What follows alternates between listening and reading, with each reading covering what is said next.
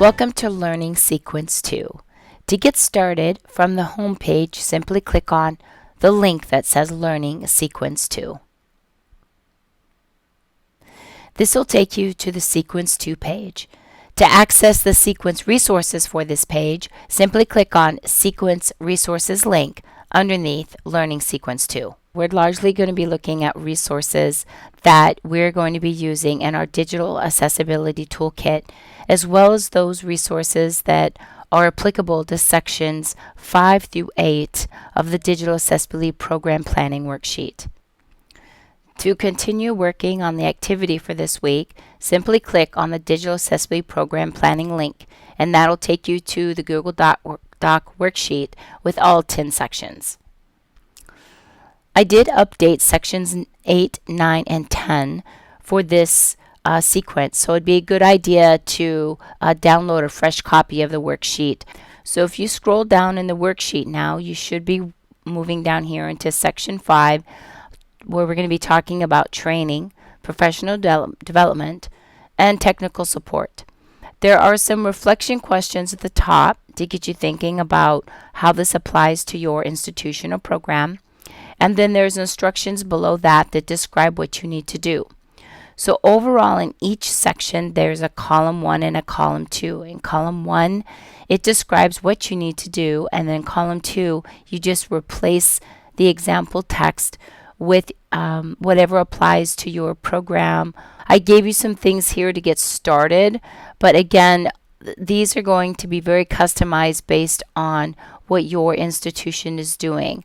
Then I also provided some items here for you to think about what would be in the dream list in your Digital Accessibility Toolkit.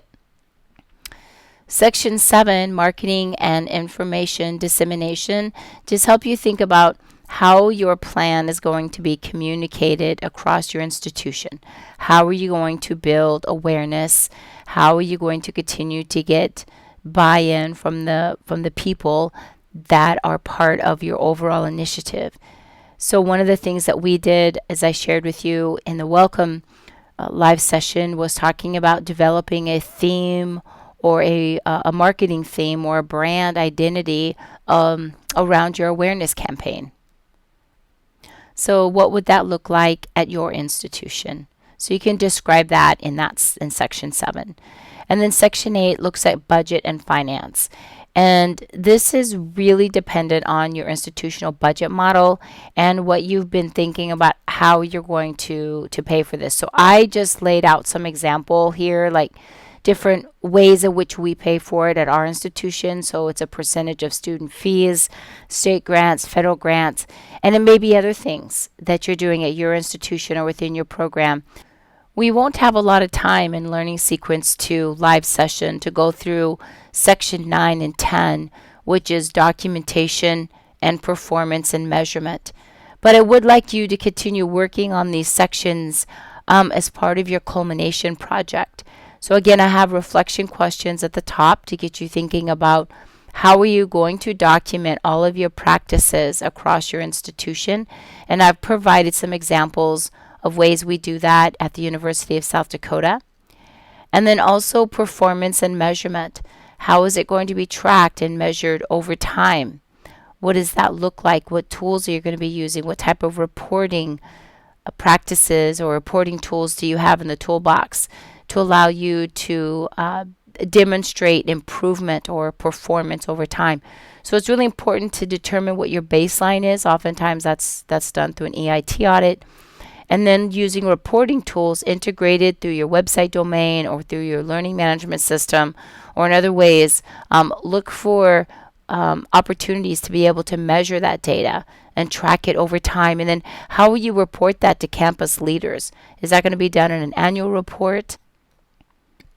Throughout the worksheet, I've also linked to resources that you might find helpful in building out the framework that you're going to be using for your overall plan. So here I've provided an example of an EIT audit plan summary that's in a Google Doc. If you click on Sequence Application, that will take you to information about the application activity and what needs to be turned in. So here in the worksheet, you're going to be completing sections 5, 6, and 7, and optionally 8, and then you upload those in through the discussion thread. If you are concerned about proprietary information, or there's information in here that's proprietary to your institution, you certainly can email that information to me rather than putting it all up here in the discussion. But in order to get credit, in order to get it graded, you will need to submit something into the discussion forum, and maybe in that area you can say, see worksheet that was emailed to you. But in order to get the micro-credential, you do need to submit into the discussion forum area, and we'll be talking more about how to do that in the live session.